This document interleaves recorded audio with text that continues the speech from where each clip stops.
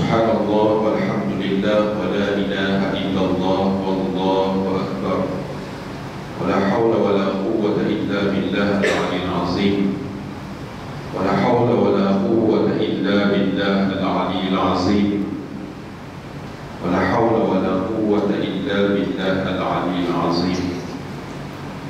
Allahumma salli ala sayyidina Muhammad wa ala alihi wa ashabihi wa man tabi'ahum bi ihsan ila yaumiddin, amma ba'd. Raditu billahi rabban wa bil islam dinan wa bi Muhammadin nabiyyan wa rasulan. Yang saya hormati Tuan Pengerusi Majlis bersama dengan Tuan Pengerusi Masjid, Timbalan Pengerusi Masjid, seluruh saf kepimpinan pengurusan Masjid Al-Qadri, sama gagah Rahmat Ampau, tuan-tuan imam, para muazzin, para pegawai masjid yang saya kasihi, para alim ulama, tuan-tuan guru, para asatizah, ayah-ayah, ibu-ibu, tuan-tuan, puan-puan, muslimin dan muslimat, mukminin dan mukminat yang dirahmati Allah.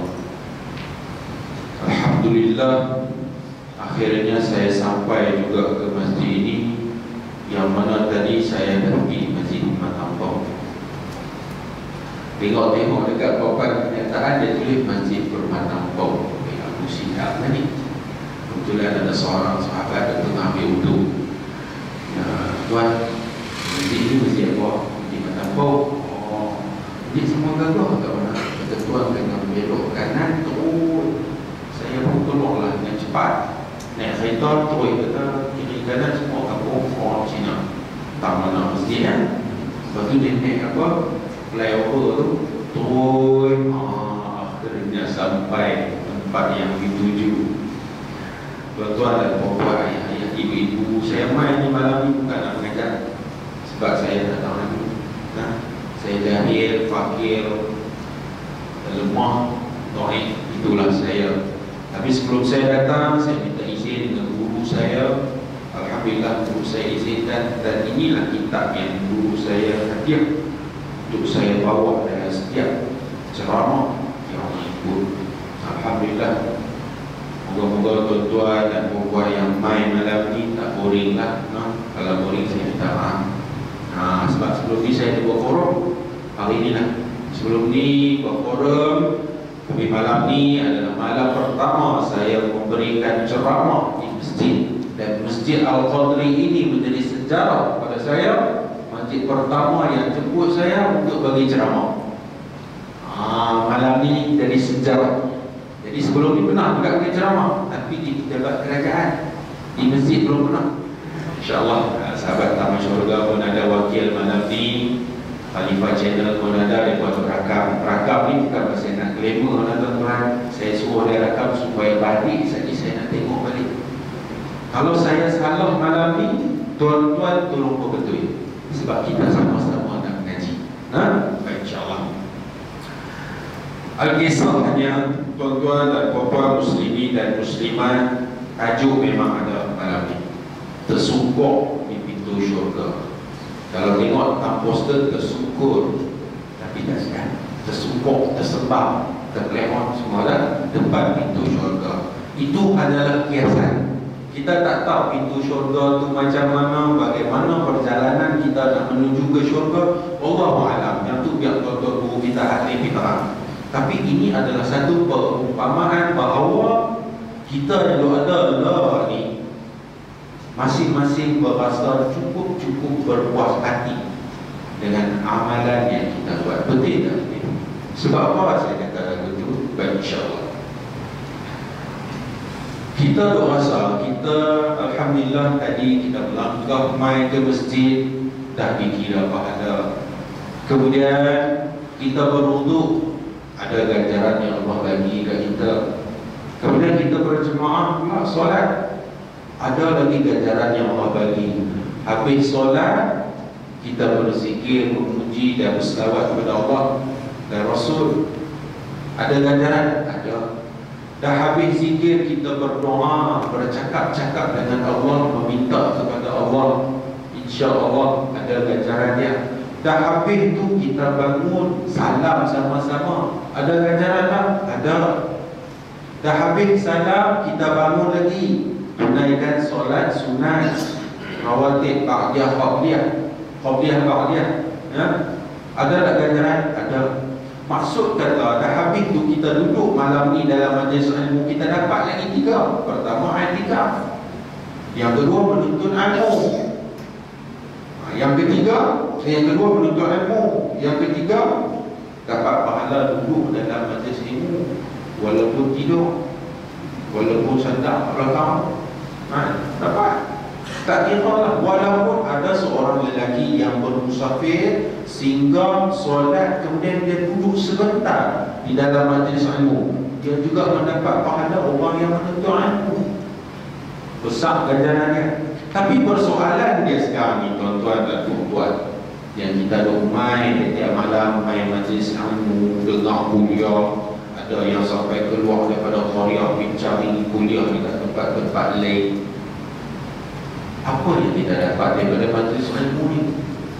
Yang amal yang kita duk dapat, apa ni, ilmu yang kita duk dapat daripada guru-guru ni, kok mana ni? Adakah kita hanya datang mendengar, balik habis, ataupun kita beramal? Kerana tuan-tuan, puan-puan kena ingat, baik, menuntut ilmu lah, satu dituntut. Baik, kita dah pergi dah ngaji, kita pergi mengaji, kita pergi cari tok guru, kita main ngaji. Baik, setelah kita mendapat ilmu, adakah kita beramal dengan ilmu tu akan dipersoalkan nanti? Kena ingat, pertama, wajib mencari, menuntut ilmu. Wajib dah pergi cari. Dah jumpa, baik, dah jumpa, mengaji, kita kena beramal pula. Bila dah beramal dengan diri sendiri, apa ilmu yang kita dapat tadi, kita kena sebarkan pula. Pertama, amal untuk diri sendiri, sebar untuk yang terdekat dulu, isteri, anak-anak.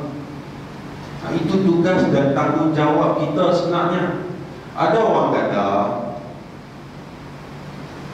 dia ni mai apa? Dia ni bukan ustaz, kan? Baik, ilmu adalah milik kepada tok-tok alim, tok-tok guru, orang alim.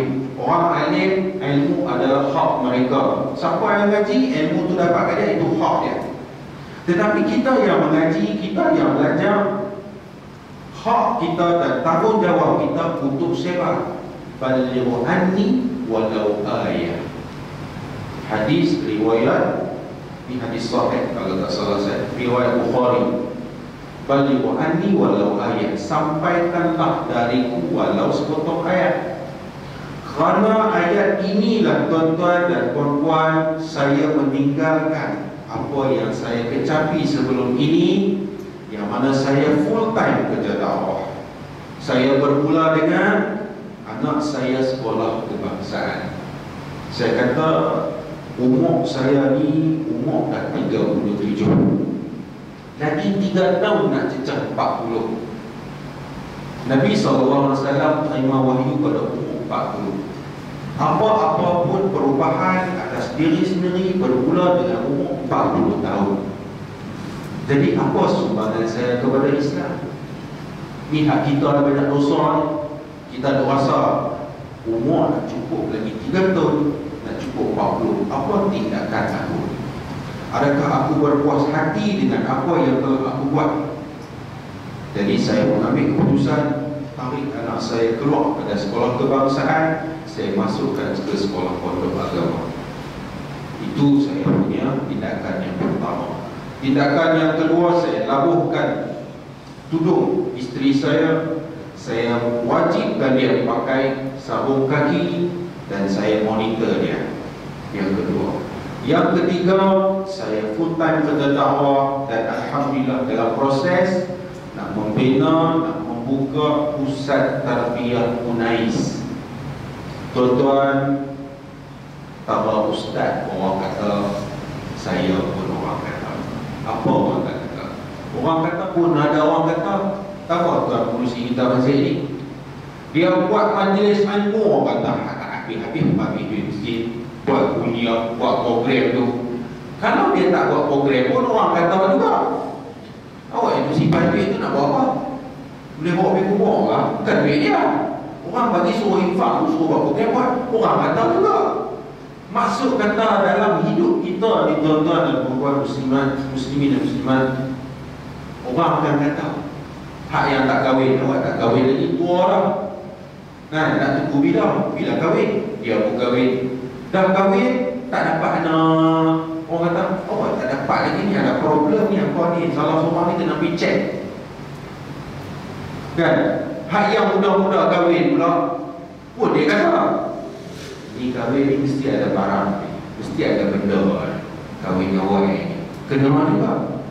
Dah kahwin, lepas sebulan, tiba-tiba alhamdulillah Allah bagi rezeki, isteri mengandung. Apa ni tak datang.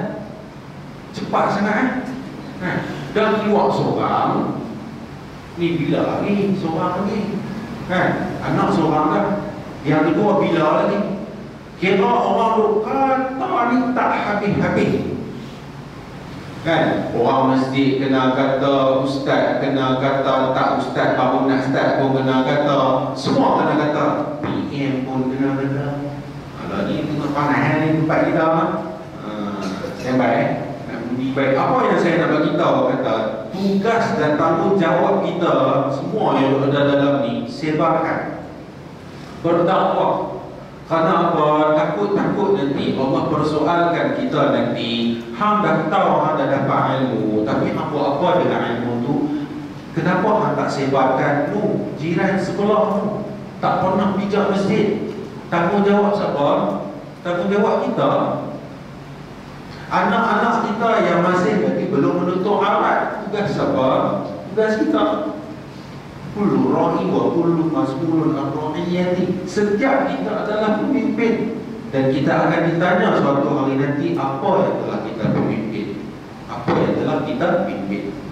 Maksud kata dekat sini, tak semestinya kita menjadi pemimpin negeri, pemimpin negara, KKKK kan, pemimpin parti, pemimpin organisasi. Tak. Kita adalah seorang ayah yang belum jadi ayah, pemimpin kepada diri sendiri. Siapa yang kita pimpin? Isteri kita, anak kita. Dah selesai ke belum? Hak ni yang rumah tak ada ilmu ni, kitab pun tak bawa kan? Cantik apa pun tak, semua pakai Imam Syafi'i, Imam Ghazali. Jadi secara tak langsung, ilmu yang kita dapat sebarkan. Dakwah. Baik, dakwah macam mana? Dakwah dengan akhlak. Akhlak kita dari umat Islam sekarang ini tak dapat menawan hati orang yang bukan Islam. Kenapa? Betapa Rasulullah SAW ketika umur 40 tahun, ketika Jibril datang memberi wahyu yang pertama, Rasulullah balik ketika itu di rumah dia bersama dengan Sayyidatina Khadijah dalam keadaan yang menggigil. Sampai-sampai Rasulullah dekat rumah, selepas jumpa dengan Jibril, tahulah Jibril ni macam mana tuan-tuan. Nak cerita pasal Jibril ni, nanti tuan-tuan tanyalah dengan ustaz-ustaz bagaimana rupa dan bentuk dia. Besar yang amat sangat kalau betul-betul rupa yang sebenar.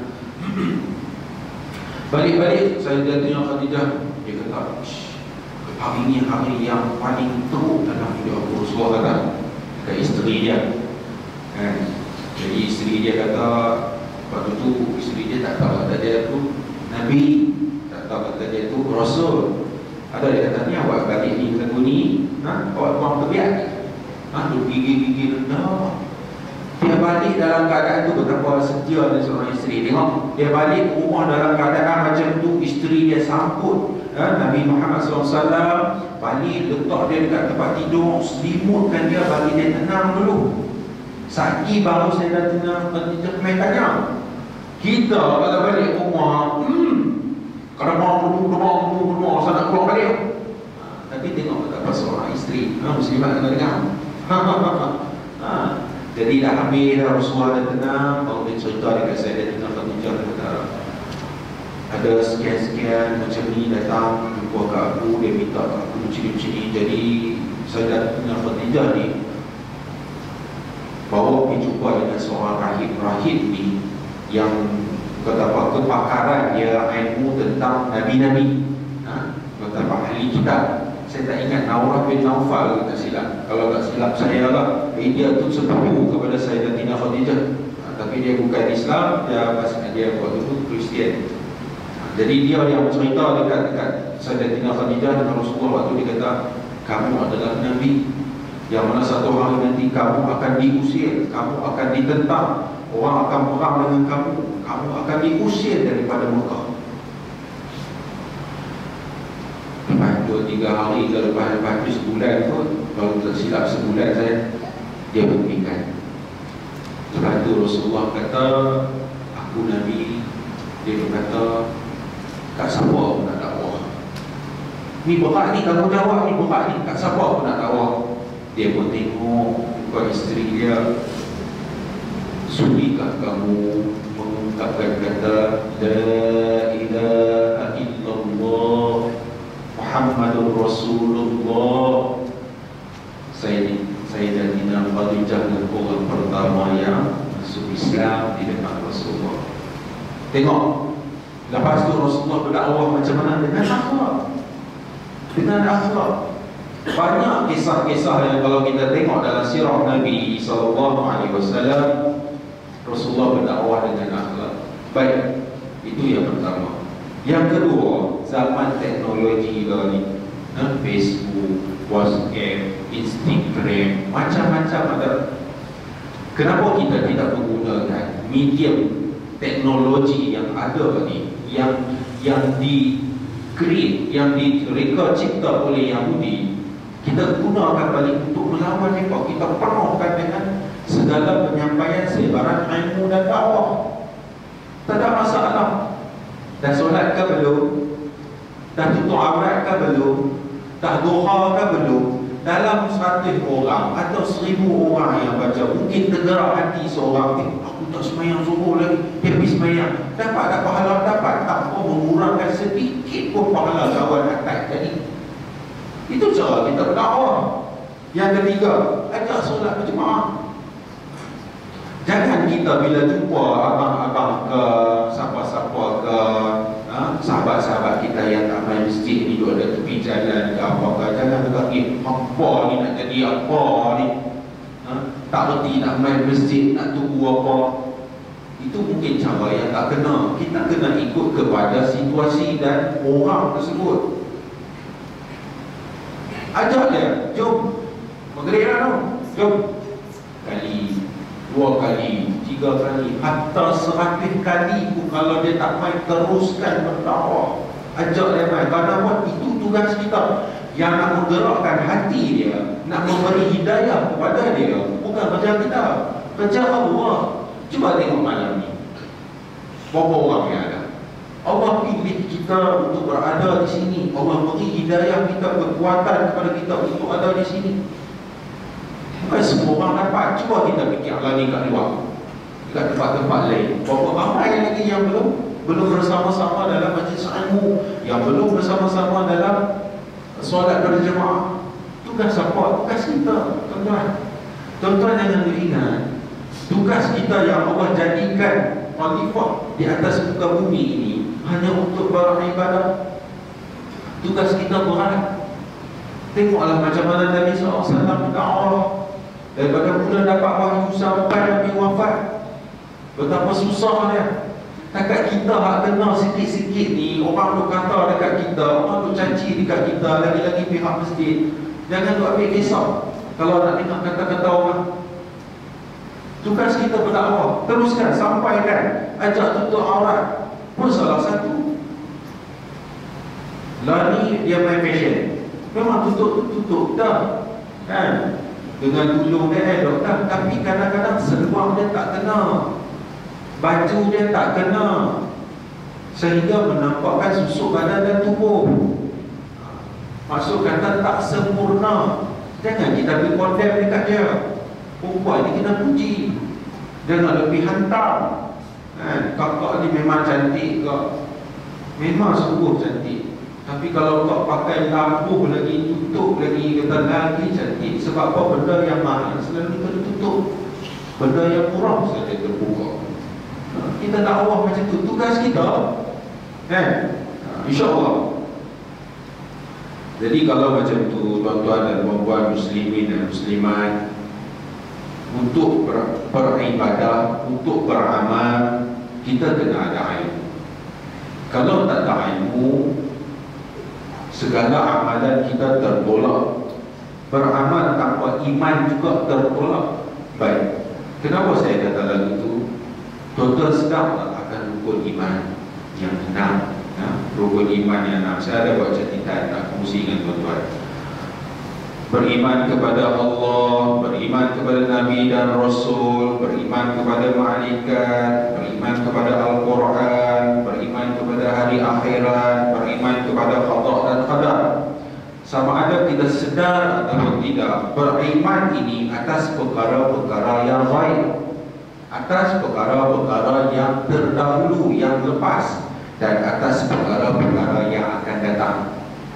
Contoh, beriman kepada Allah, nampaklah dengan mata kasar, tak nampak benda baik.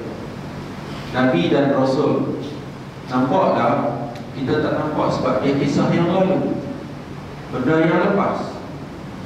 Beriman dengan malaikat, nampaklah tak nampak dengan mata kasar. Beriman dengan Al-Quran, ya betul kita nampak kitab Al-Quran dengan semasa. Beriman dengan hari akhirat, qada dan qadar, kita tak nampak. Jadi persoalannya iman sekarang ni tuan-tuan, satu perkara yang bukan mudah. Jadi nak berilmu, nak beriman, kena ada ilmu. Dosa pahala kita tak nampak. Jadi secara tak langsung wajib kesimpulan daripada bab muqaddimah tadi itu. Muqaddimah baru bunyi dah.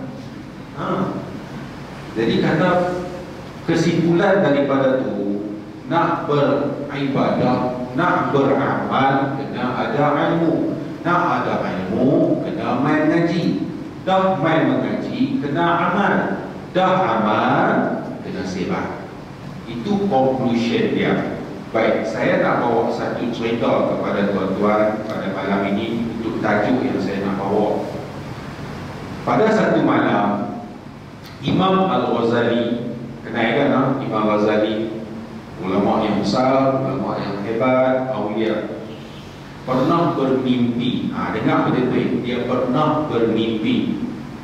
Dalam mimpi dia ditanya oleh seseorang, apa yang Allah, dia tanya di sini, beliau ditanya oleh seseorang, apa yang Allah lakukan kepadamu? Dia tidur, dia mimpi, ada orang tanya dekat dia, apa yang Allah lakukan kepadamu? Kepada Imam Ghazali. Jadi Imam Ghazali menjawab, aku menghadap di hadapannya. Lalu Allah Subhanahu wa ta'ala bertanya, ya, Allah Subhanahu wa ta'ala bertanya, amal apa yang akan kamu persembahkan untukku? Dia mimpi, kata Allah tanya dia, ramai jumpa aku hari ini, hang nak tunjuk apa? Apa yang hang nak persembahkan kepada aku? Kemudian seketika aku sebutkan amal baik yang pernah aku lakukan. Dia pun cerita di hadapan Allah segala cerita tentang segala kebaikan yang dia pernah buat di atas muka bumi. Ini belum mati, dia mimpi. Dia ceritalah, aku pernah buat ni, aku karang kitab Imam Ghazali. Dia cerita ni. Baik. Namun Allah berkata, aku tidak menerima semua amal yang kamu sebutkan itu. Dia cerita daripada awal sampai habis dia cerita, aku pernah buat segala-gala amal kebaikan, dan Allah jawab, aku tak terima semua amal itu. Masya Allah. Saya baca kisah ni, saya terduduk terdiam. Baik, kita sambung sikit. Yang aku terima, kata Allah, yang aku terima daripadamu adalah amal ketika kamu sedang menulis. Imam Ghazali ini memang menulis kitab yang banyak. Ketika kamu sedang menulis, seekor lalat hinggap di atas penamu untuk meminum tinta, minum dakwah. Dan seketika kamu pun berhenti menulis, memberi kesempatan kepada lalat itu untuk minum lantaran rasa kasihmu kepadanya. Dia duduk tulis, lalat main dekat pen dia, nak minum, nak buat tadi, dia pun berhenti tulis, biar lalat tu minum sampai habis. Maka Allah berkata, pergilah kamu semua. Dia kata pada malaikat, pergilah semua, bawalah hamba-Ku ini ke syurga. Apa yang tuan-tuan mengamalkan kisah? Amalan kita daripada mula-mula kita ambil balik sampailah kita ada dekat depan ni, umur 40, 50, 60, 70, yang mana kita duk rasa amal yang kita buat ni cukup dah. Tapi atas Imam Ghazali yang begitu hebat pun Allah tak ambil semua amal dia, hanya kerana seekor lalat yang dia bagi minum dakwah tadi, Allah masukkan dia dalam syurga. Saya baca ni, kisah ni, saya terduduk dan terdiam. Apa yang aku telah buat untuk agama Allah? Apa yang aku telah buat untuk meneruskan perjuangan baginda Nabi SAW? Amal aku tak ada. Contoh yakin tak amal tuan-tuan cukup? Yakin tak? Tak yakin. Sebab tu yang tu ada lagi, dia duk merasa dia hebat dah. Aku ni ahli syurga dah. Takut-takut nanti kita duk syok sendiri. Itu yang dikatakan tersungkur di pintu syurga. Bila bacakan kisah ni, kita sama-sama ambil manfaat. Kerana apa tuan-tuan? Dalam dunia ni, kita selalu cepat berpuas hati dengan amalan kita. Kita tengok yang pertama, solat kita. Solat tak payah cerita solat sunat, kita cerita pasal solat wajib. Baik, Alhamdulillah malam ni kita berjemaah.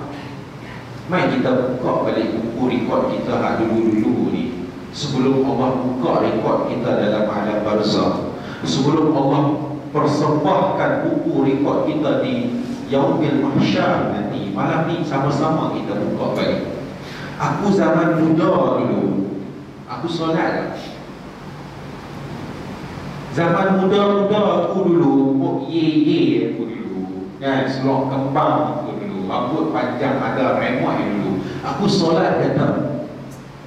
Alhamdulillah hari ini kita ada di sini, kita dah kembali kepada Allah dengan taubat. Tapi kena ingat tuan-tuan, solat walaupun kita taubat, kita kena ganti balik. Kita kena qada balik hak mana tertinggal dulu. Cuba kita kira, aku balik umur 15 tahun, tu kira lambat tu. Aku balik umur 13 tahun bagi lelaki lah. 13 tahun lagi umur aku 50 tahun. Agak-agak bila aku start solat balik, yang tak tinggal ini lah.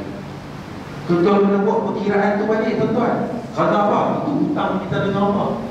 Dan saya sekarang ini sedang melaksanakan, dan apa yang saya cakap pada tuan-tuan dan puan-puan malam ni, benda yang saya buat saja. Benda yang saya tak buat, saya takkan share. Yang saya buat, saya share. Saya setiap kali saya solat, kalau di masjid, saya balik rumah, saya akan ganti balik. Lebih tak apa, kurang jangan. Ini saya nak ajak sama-sama ni.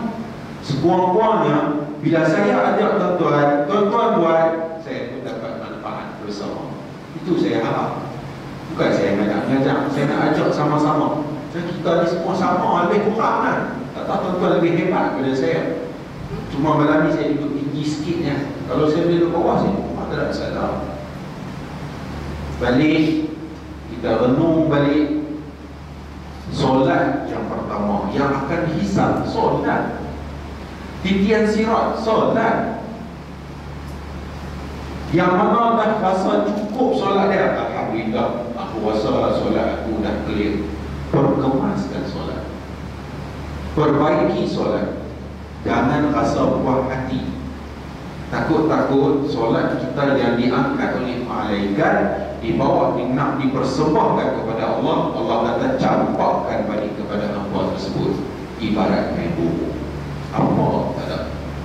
Kita yang insya-Allah seperti itu. Pertama. Kedua, puasa. Zaman kita muda-muda dulu kan, bawa pakai plastik hitam naik motor, balik dulu ke belakang. Pernah buat tak? Terang-terang, tak ada masalah. Mengaku dosa. Apa kita nak rasa hebat di depan manusia, sedangkan kita tak ada apa-apa, Allah tak pandang kita pun. Nak tahu, nak kenal diri kita sebenar, bukan di depan orang. Waktu kita di rumah, baru kita tahu. Kita solat seorang-seorang kat rumah macam mana, dekat rumah kita baca Quran dah, dekat rumah kita zikir dah. Itulah diri kita sebenar. Kita yang ada dalam masjid ni kadang-kadang tipu daya sahaja, lakonan semata-mata. Pasal orang nak tengok, lagi orang tengok, lagi diangkat Allah.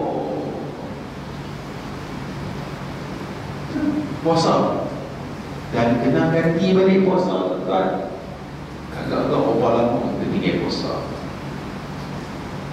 Selesai tak dua pertemuan ni, belum tentu masuk bab yang ketiga, zakat. Ada orang kata, tak mau gaya, kalau gaya kena bayar zakat. Masya Allah, subhanallah. Zakat ni untuk kita sama-sama berlumba-lumba nak cari kekayaan. Moga-moga dapat bantu sahabat-sahabat kita, saudara-saudara kita yang tidak berkemampuan dengan zakat tadi. Ada makcik dibeli gelang, dibeli rantai, ihtiram, penuh lah dekat badan ni, semua penuh dengan orang-orang. Pasal apa? Sagi simpan, makcik simpan sagi, nanti kena bayar zakat. Oh pula, makcik pakai hak rantai banyak-banyak ni, gelang hak tangan banyak-banyak ni, cuba tengok kiri, tengok kanan, tengok kiri, tengok depan, tengok belakang. Sekeliling jiran kita yang ada ni, makan ke tak makan? Sakit ke tak sakit? Perlu bantuan ke tak perlu? Esok-esok ni Allah persoalkan kita balik. Ni jiran hang ni, hang tak tahu bahawa dia nak sakit dan dia perlukan sekian-sekian ringgit nak pergi buat operation. Kita tak ambil tahu. Dengan niat senang, dengan niat mudah. Zakat fitrah itu memang boleh lah. Tiap-tiap tahun kita dah bayar. Alhamdulillah, insya-Allah. Zakat perniagaan, zakat harta, kalau ada tanah kena ingat zakat. Itu yang keempat. Itu yang keempat. Baik, yang kelima, haji. Ada yang dah pergi haji, alhamdulillah. Tapi kena cek balik. Aku balik daripada haji sampai ke hari ini, apa kesan haji itu terhadap diri aku? Adakah ada perubahan nama ditambah haji di depan? Ataupun pakai serban nak orang panggil kita haji? Apa perubahan kepada diri aku, kesan daripada aku balik daripada Baitullah mengerjakan ibadah haji? Kesan dia apa? Kalau sekarang kita pergi haji, balik orang panggil haji, tak ada apa-apa manfaat. Sama juga umrah. Yang belum pergi haji, insya-Allah simpan dalam hati nak pergi haji. Simpan dia dalam hati saja tak cukup. Pergi buka akaun kat kampung haji. Ustaz, buka dah akaun. Mereka bagi tahu 2020 OPP. Sungguh, saya orang lebih kurang juga. Lagi nak buat macam mana? Kalau ada duit lebih, pergi umrah sekali cukup lah. Dan hak lain tu kita tengok kawan kita, bantu kawan kita yang tak pernah sampai. Itu tugas kita. Jangan kita nak ulun kat kita, takut kita tak diterima. Kita dah pulut tapi kita tak diterima. Tapi semua-muanya pernah menziarahi makam Nabi, pernah menziarahi masjid Nabi, pernah menziarahi tempat-tempat syuhada, tempat-tempat bersejarah, pergi pula kepada Baitullah, melakukan ibadah umrah dan sebagainya. Alhamdulillah, pergi umrah sekali, shopping 10 kali. Tak cukup. Ini kenyataan, betul, realiti. Baik, kesimpulan daripada haji tadi itu, balik kita cek balik. Itu saya ambil 4 perkara saja. Saya tak ambil bab syahadah. Kalau kita pijak balik bab syahadah, perkataan lisan kita, perbuatan kita yang kadang-kadang kita tak sedar, perkataan dan perbuatan kita telah mensyirikkan Allah. Sebab setiap 5 perkara dalam rukun Islam ni ada perkara yang membatalkan. Solat ada perkara batal? Ada. Zakat ada tak? Benda yang tidak terangkat zakat tu ada. Puasa ada yang batal. Haji ada batal. Sama juga dengan syahadat. Tuan-tuan, muslimin dan muslimat, itu cepat kita rasa puas hati. Jadi moga-moga dia terbalik. Bab dunia memang kita cepat rasa tak puas hati. Semua tak semua. Hari ini kita beli kereta, lepas 3-4 tahun kita nak upgrade kereta yang besar. Kita tak pernah puas hati. Kita beli rumah, tak puas hati, kita renovate lagi besar. Kita tak pernah puas hati. Kita kahwin satu, nak kahwin lagi satu lagi, tak pernah puas hati. Kan? Tak pernah puas hati dengan hal keduniaan. Dunia ni ibarat air laut. Lagi kita minum, lagi dahaga. Lagi kita minum, lagi kita dahaga. Itu perumpamaan dunia. Jadi insya-Allah itu antara perkara-perkara yang kita nak sama-sama nak kongsi malam ni, supaya kita ambil balik fikir, muhasabah diri kita balik. Sebab apa?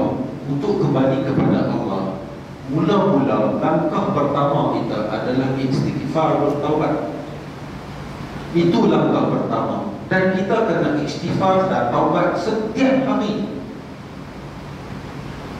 Baik, saya bagi satu perumpamaan kepada tuan-tuan dan puan-puan muslimin dan muslimat. InsyaAllah malam ni tak lama, sekejap. Tak lama.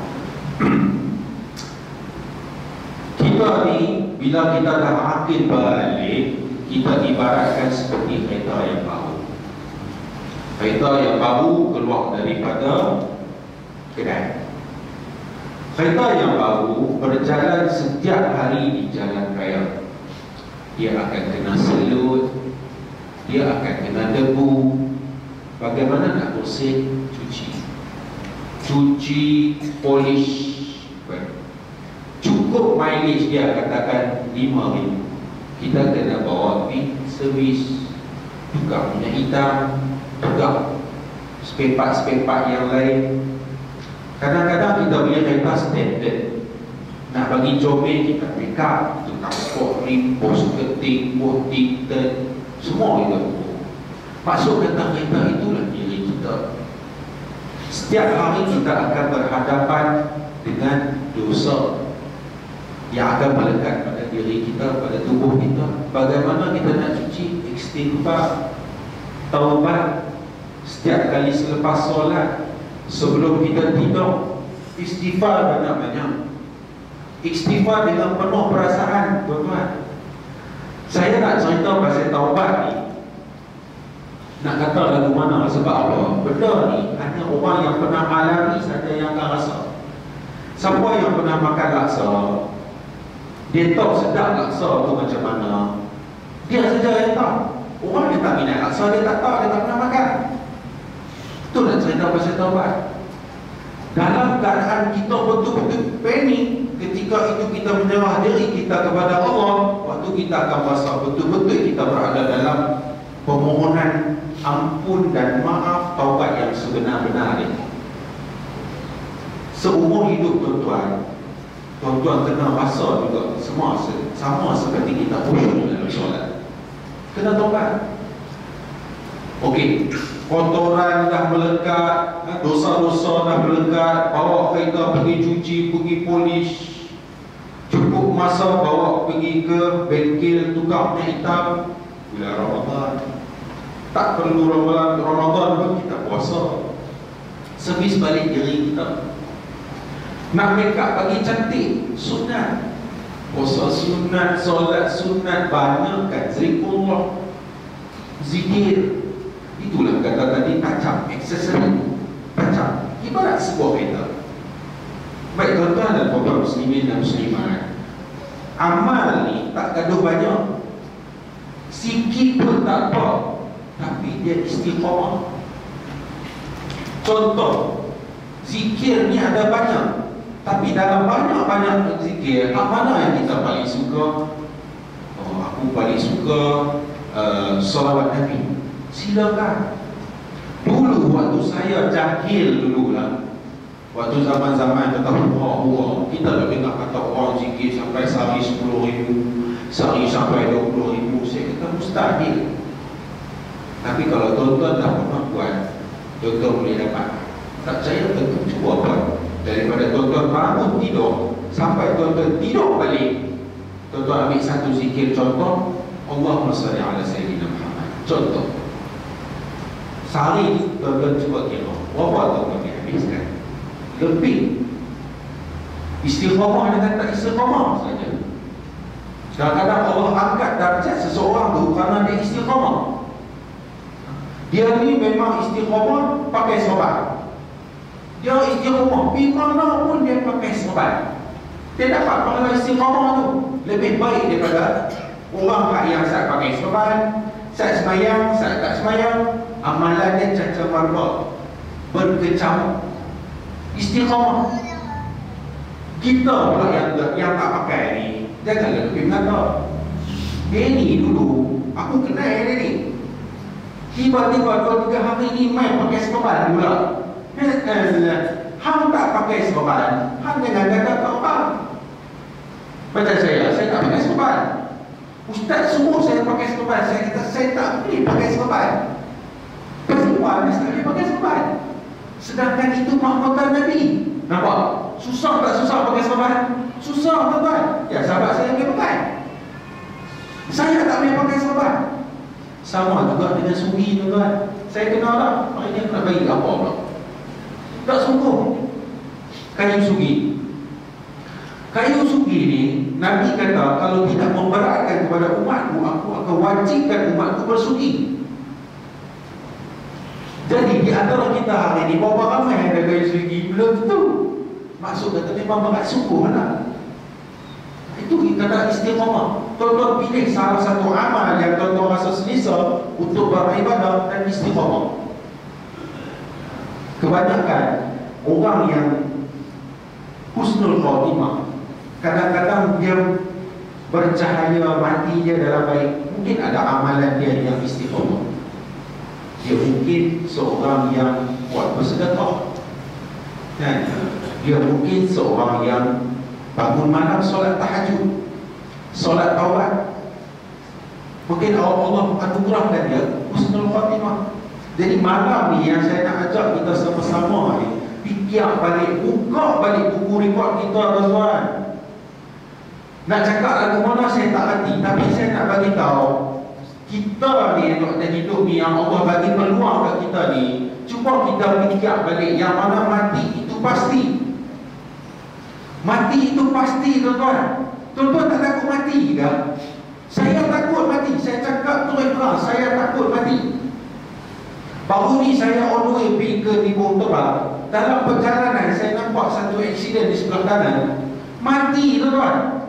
Saya menangis dalam kereta, saya takut satu hari nanti Allah ambil saya macam tu. Saya cukup takut. Pertama saya minta, ya Allah, Kau lindungilah aku daripada air. Janganlah Kau buka air aku di atas muka bumi ini dan di yaumil mahsyar. Tutuplah air aku. Pertama. Yang kedua, saya takut kalau Allah ambil saya dalam keadaan saya belum bersedia. Kita tak tahu kita nak mati bila. Hak tu semua orang tahu lah. Tapi kalau kita tanya seorang-seorang, semua nak mati dalam keadaan yang baik, husnul khatimah, semua nak. Pitanya perompak ke, pitanya penzina ke, pitanya peminum arak ke, semua nak mati dalam keadaan baik. Dan kalau kita tanya, nak pergi apa? Aku tak mau, aku nak pergi syurga. Siapa nak pergi neraka? Kalau siapa pun nak pergi neraka, tanya Cina pun tak mau pergi neraka. Tak mau, semua nak pergi syurga. Takkan ada seorang pun yang ingin ke neraka, nak pergi syurga. Husnul khatimah. Jadi sekarang ni, husnul khatimah itu menjadi idaman, menjadi impian setiap kita. Jadi apa persiapan kita? Hanya cukupkah dengan kita solat? Hanya cukupkah dengan kita berpuasa, dengan zakat, dengan haji, tanpa kita berdakwah sebarkan ilmu, tanpa kita mengeluarkan sedekah jariah, tanpa kita mengambil tahu tentang hal-hal kejiranan kita, saudara-saudara kita, tanpa kita membantu kawan-kawan kita yang dalam kesusahan. Mungkin amal kita yang kita buat semua tadi itu mungkin Allah tak terima, tapi Allah redha dan Allah beri rahmat kepada kita masuk ke dalam syurga hanya kerana mungkin kita pernah bagi sedekah pada orang susah. Allahu a'lam. Tuan-tuan jangan ingat kita akan masuk syurga dengan amalan kita. Kita akan masuk syurga dengan redha dan rahmat Allah saja. Jadi malam ni saya nak ajak semua sama-sama kita balik kita muhasabah. Dan kita dalam perjalanan untuk berubah. Mujahadah. Setiap hari kita akan berlaku peperangan di dalamnya. Peperangan di antara nafsu dan hati. Setiap hari saya melaluinya, tuan-tuan pun melaluinya. Daripada subuh, mangkitlah apa asal lagi, mangkitlah asal lagi. Hang nak hati, tak nak mangkit. Saya ingat hatul. Hang nak hati, saya mangkit. Bismillah. Dah habis tu macam-macam lah. Macam saya nak main ni tadi. Tengok-tengok kereta kat bawah. Kereta banyak, orang ramai. Dia masuk-masuk. Dah banyak ni lah. Tak apa, Allah nak uji aku. Allah nak uji aku malam ni. Aku main kerana orang ke kerana Allah dan Rasul? Tuan-tuan nak dengar, tuan-tuan dengar. Saya tak kata kat tuan-tuan, saya kata kat diri saya. Cuma kalau tuan-tuan dengar, tuan-tuan terasa, tuan-tuan balik buat amal, alhamdulillah, saya dapat kongsi bersama. Saya main kata malah ni, tak kata kat tuan-tuan, saya kata kat diri saya. Yang solat tak pernah cukup, puasa tak pernah cukup, zakat tak pernah cukup, haji tak pernah buat. Saya belum pernah pergi haji, saya pergi umrah kan. Jadi malam ni sama-sama kita ingat tuan-tuan, hak yang muda-muda jangan ingat tua baru mati. Hak yang tua lebih-lebih lagi lah kena ingat. Dekat dah. Dekat dah. Tuan-tuan cuba fikir balik ketika sakarat datang. Daripada hujung malaikat naik sampai sini, sampai sini, sampai sini, Allah tutup pintu. Dan ketika sampai di sini Allah buka hijab di depan kita, syurga atau neraka. Kalau kita nampak syurga, alhamdulillah, hanya aku relax. Tapi kalau nampak neraka, tuan-tuan, nampak azab di depan.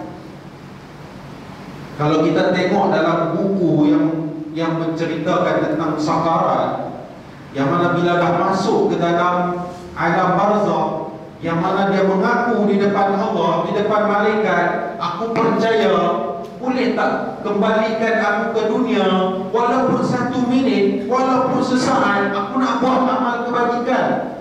Waktu ni lah kita kena ingat benda tu, tuan-tuan. Kalau dah masuk dalam tu tak ada guna dah. Tak ada guna lah. Saya selalu banyak pada diri saya, pada isteri saya, pada anak saya kata, saya akan mati. Isteri saya akan mati, anak saya akan mati. Ni belakang rumah kita dikubur. Saya ambil rumah depan, belakang rumah saya kubur, supaya saya selak. Tak lama. Tak lama. Ingat mati. Orang yang cerdik adalah orang yang ingat mati. Bila dia cerdik, dia ingat mati, dia akan perbaiki diri dia. Tuan-tuan cuba ingat, apa faedah kita ingat mati untuk mendapatkan husnul khatimah? Baik. Pegang title ustaz ni bukan senang masalah. Saya bukan ustaz, tapi apa nak panggil ustaz lagi ya? Rasulullah. Pegang title Ustaz ni bukan senang. Sebab apa? Kalau dia pakai lain sikit daripada jubah ke kopiah ke, lain macam Ustaz ni. Kira Ustaz ni jubah dengan kopiah kan? Pakai hal lain tak boleh. Secara tak langsung dia mendidik diri kita, dia mengawal diri kita daripada melakukan perkara yang tak baik, pergi ke tempat yang tak baik. Cuba tu imam pakai serban pergi masuk pengoyak. Orang dia tak, walaupun dia tu baik, tak, saya nak pergi tengok movie, saya nak tak dalam tu. Tiba-tiba tu imam yang masuk dalam tu yang dengan niat dia nak pergi dakwah, tiba-tiba tengok berita pergi lompat semua, lompat daripada menara ni pergi menara ni pergi masuk kurios, aku tak tengok lagi. Lompat sana, lompat sini, tiba-tiba Allah ambil nyawa dia waktu tu. Dia terkejut, mati dalam tu. Macam mana? 70 tahun dah dia jadi imam. Tiba hari tu Allah ambil dia dalam panggung wayang, tuan-tuan. Nak kata macam mana?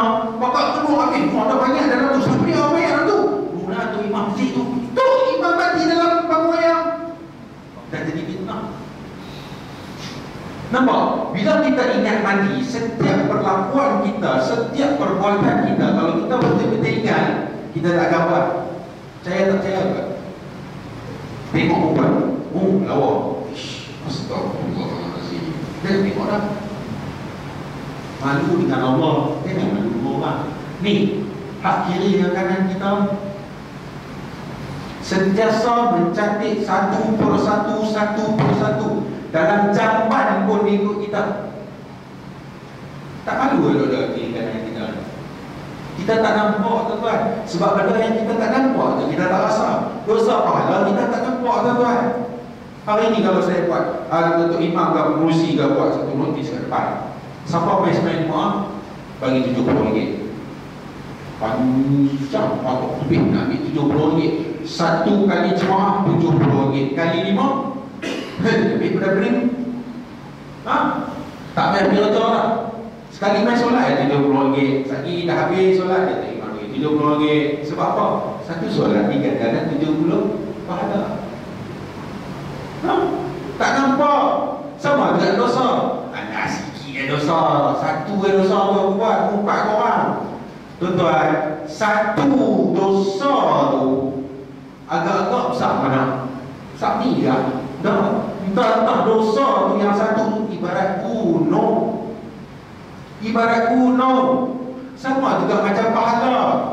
Baik, kita kata tadi, kita baca buku kitab Suratul Fatihah, kita hadiah sekian. Ustaz cukup, Ustaz kita nak hadiah kepada orang, Ustaz. Dekat Nabi kita nak hadiah kat mak bapak kita, nak hadiah kat mak tua kita, nak hadiah kat kahwin 2-3, mak tua lagi nak hadiah. Kat tok guru berapa banyak daripada mula ngaji sampai lagi nak hadiah. Banyak tu. Setiap huruf yang kita baca satu pahala. Contoh, satu pahala tu besar mana? Besar ni ke? Entah satu pahala tu satu gunung. Nampak? Pahala dan dosa kita tak nampak. Dan kita jangan guna logik akal. Apa dalil dia? Jadi main bawa ajaran sesat pula. Kan? Apa dalil dia? Dari Quran, dari hadis. Saya tak mau cerita. Saya nak bagi satu cerita. Ketika di Yaumil Mahsyar nanti, ketika Allah nak hisap seorang-seorang, dia panggil seorang main kat depan. Dia pun main seronok. Pasal apa? Depan dia gunung kanan. Itulah amalan dia. Ni banyak ni. Masya Allah, subhanallah, banyak dah pahala aku ni. Confirm syurga. Baik, dia timbang solat, pagi, puasa dia lepas, zakat dia settle, haji dia mabrur, semua settle, senyum dah. Baik, selesai. Sekarang ni masuk fasa yang kedua. Siapa-siapa ada nak klaim dekat dia, siapa-siapa ada nak minta dekat dia, apa ni? Abluminan nas. Mai seorang, dia dulu pernah kata dekat aku, aku tak kenal dia, ya Allah. Ni siapa ni? Tak dulu dia pernah kata dekat aku, lagi aku nak tuntut bela dekat dia. Okey, ambillah banyak mana pahala dia, ambil. Dosa dia tadi tu bagi dekat dia ni. Ambil seorang. Ada yang lain tak? Saya tak reda. Dekat siapa dia ni? Pasal apa? Dia bagi TST. Polis ada polis. Tak, saya cakap contoh. Saya tak reda. Lillahi saya tak reda dunia dan akhirat, dan saya akan tuntut di mahsyar.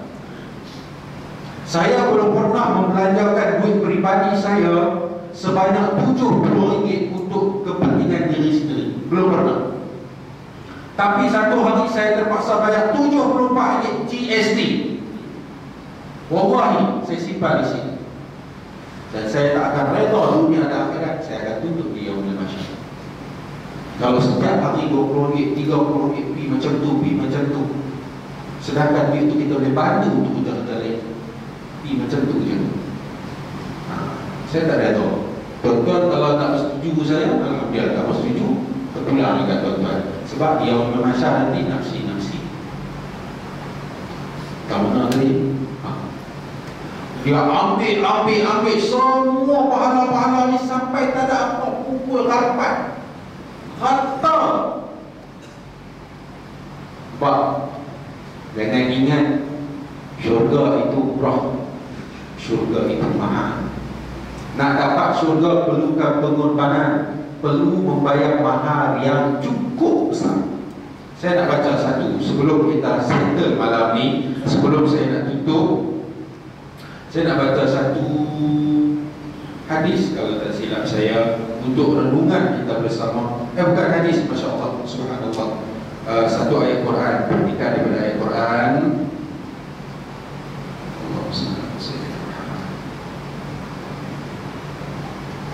Baik. Kesimpulan daripada apa yang kita sampaikan, sama-sama kita kongsi malam ni, sebelum saya nak tutup ceramah pada malam ni, yang dikatakan tersungkur di pintu syurga. Takut-takut kita ni berasa kita dah lemah, takut-takut kita berasa kita dah cukup dengan amal kita yang kita buat. Kita dah bersedia untuk bertemu dengan Allah. Kita dah bersedia untuk melalui sakarat. Kita dah bersedia untuk melalui alam barzakh, dan bersedia untuk berhadapan dengan Allah di yaumil mahsyar. Kerana apa? Allah kata di dalam Al-Quran, surah Al-Furqan ayat 23, saya nak baca maksudnya. Dan kami hadapi segala amal yang mereka kerjakan, lalu kami jadikan amal itu bagaikan debu yang berterbangan. Di dalam yaumil mahsyar kita berdepan dengan hisab, kita berdepan dengan mizan, berdepan dengan amalan kita. Dan Allah kata apa? Kami jadikan amal itu bagaikan debu yang berterbangan. Tak ada apa. Jadi tuan-tuan, untuk mendapat kunci pintu ke syurga, nak tutup pintu neraka, saya bagi satu wasiat daripada buku ini. Saya ambil, moga-moga andai Allah anugerahkan pahala pada saya pada malam ini menyebarkan dakwah, saya hadiahkan pada guru saya pada malam ini. Siapa yang mengumpulkan 6 perkara, bermakna dia telah memperolehi kunci untuk membuka pintu syurga dan menutup pintu neraka.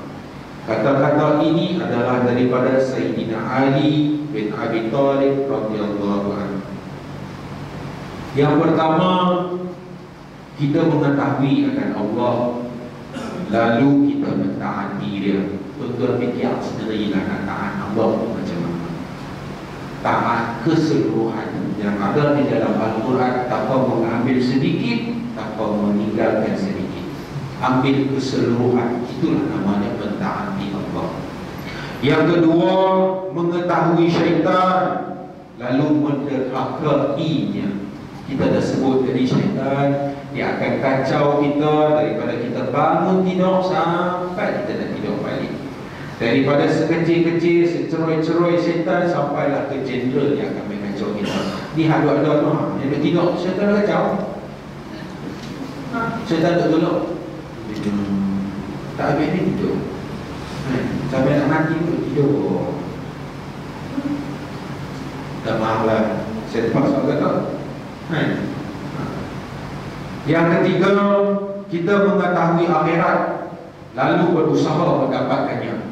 Kita tahu dah cerita akhirat ni, kita tahu barzakh kita tahu, hari kiamat kita tahu, mahsyar kita tahu, dan kita berusaha mendapatkannya. Macam mana nak usaha? Tadi kita dah sembang, balik fikir mana cantik bagus, tak cantik keluar, masuk tinggal kanan, keluar kiri. Baik. Yang keempat, mengetahui dunia, kemudian meninggalkannya kecuali sekadar yang diperlukan untuk keperluan hidup. Kita dah tahu dunia, kita ambil dunia untuk keperluan kita hidup sahaja. Ambil sekadar mampu dan perlu. Jangan jadikan dunia sebagai modal akhirat. Kelak kita akan habis masa cari modal. Jadikan akhirat sebagai modal. Modal kita akhirat. Aku nak pergi sana, aku nak redha Allah, aku nak syafaat Nabi, dan aku bekerja di dunia. Nampak? Terbalik. Baik. Itu yang keempat. Yang kelima, mengetahui yang hak lalu mengikutinya. Kita tahu benda-benda yang sememangnya adalah benar belaka, dan kita membenarkannya dan kita mengikutnya. Contoh tuan-tuan kena ingat, kalau andai tuan-tuan dan puan muslimin dan muslimat Allah beri umur yang panjang, kalau bukan tuan-tuan dan puan, mungkin anak cucu cicit tuan-tuan balik ke negara kita. Ketika Imamul Mahdi muncul, dizahirkan, agak-agak ketika itu kita berada di golongan yang mana? Sejarah akan berulang kembali ketika Isra' Mi'raj Nabi SAW. Baliknya Nabi pada Isra' dan Mi'raj, ketika itu terbahagi kepada 3 golongan. Satu golongan yang benar-benar menerima 100% apa Nabi kata. Satu golongan 50-50. Ya kah? Tak good. Yang ketiga, tolak tuan. Sama akan berlaku ketika Imamul Mahdi.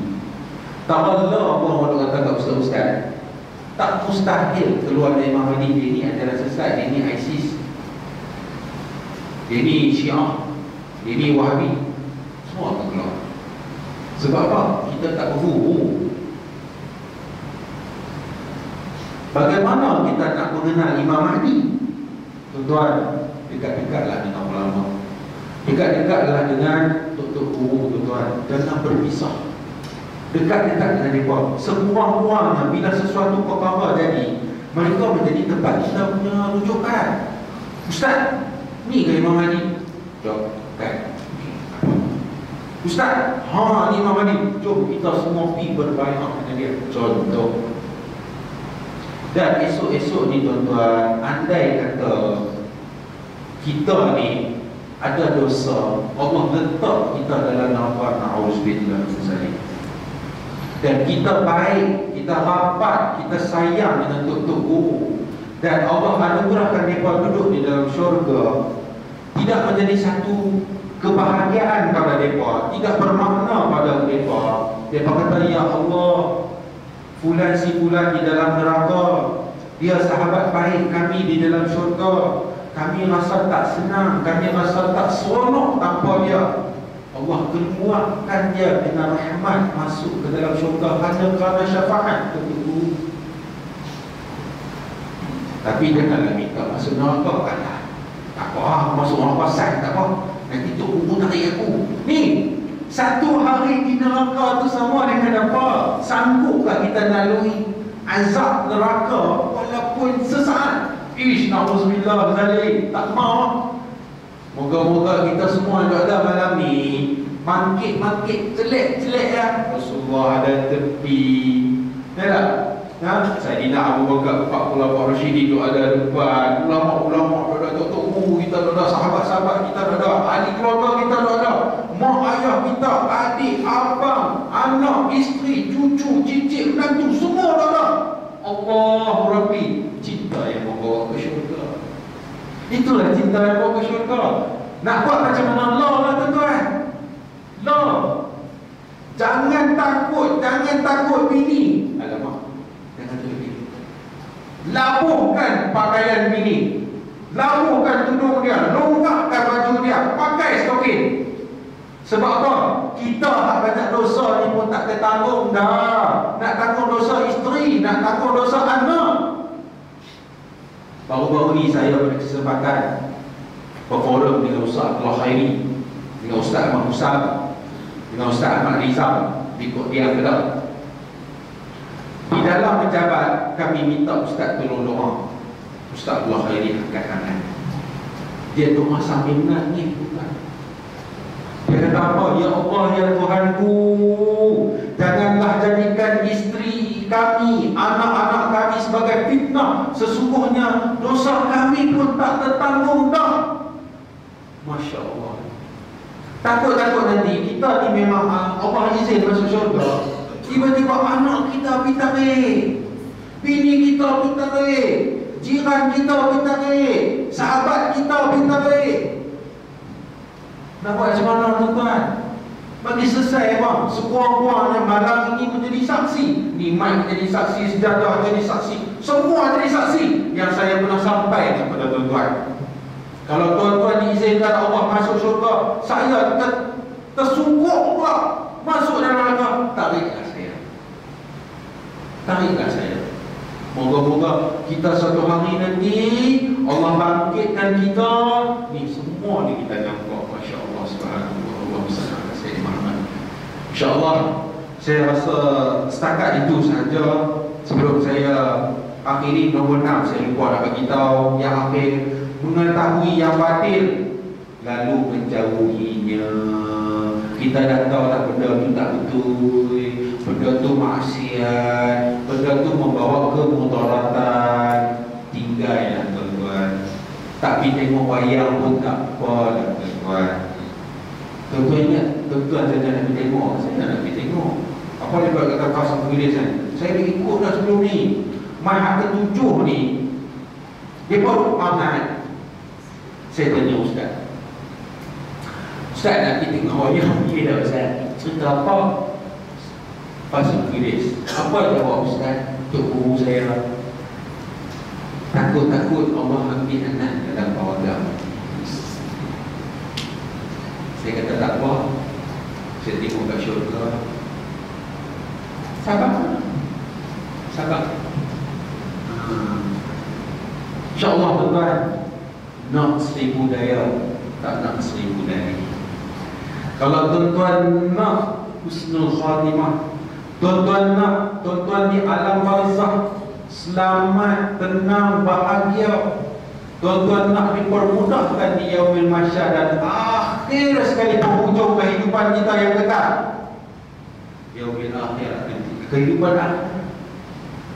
Sama-sama lah kita perbaiki diri kita, kita perbaiki isteri kita, kita perbaiki anak kita, keluarga kita, dan seterusnya kepada masyarakat setempat kami. InsyaAllah, moga-moga Allah beri hidayah kepada kita, Allah beri istiqamah untuk kita terus beribadah, mengerjakan perkara-perkara yang baik, dan moga-moga Allah matikan kita semua dalam husnul khatimah. Amin ya Allah. Dan moga-moga Allah bangkitkan kita semua yang ada dalam ini bersama dengan baginda Nabi sallallahu alaihi wasallam. Akhir kalam, saya mohon maaf, ya, saya mohon ampun tersilap kata, tersalah bahasa. Dah baca ayah-ayah, ibu-ibu terkata. Moga-moga kata-kata itu sedikit sebanyak boleh mengetuk pintu hati kita. Lebih baiklah kita ditengking, dimarah, dikata di dunia daripada kita ditengking di alam barzakh. Hak main tengking kita tu bukan jalan-jalan. Biar kita kena marah, orang kata kita dekat dunia ni, daripada kita menerima azab di dalam kubur. InsyaAllah, sama ada taman-taman syurga ataupun lubang daripada lubang neraka, itulah barzakh. Sama-samalah kita kering daripada sekarang.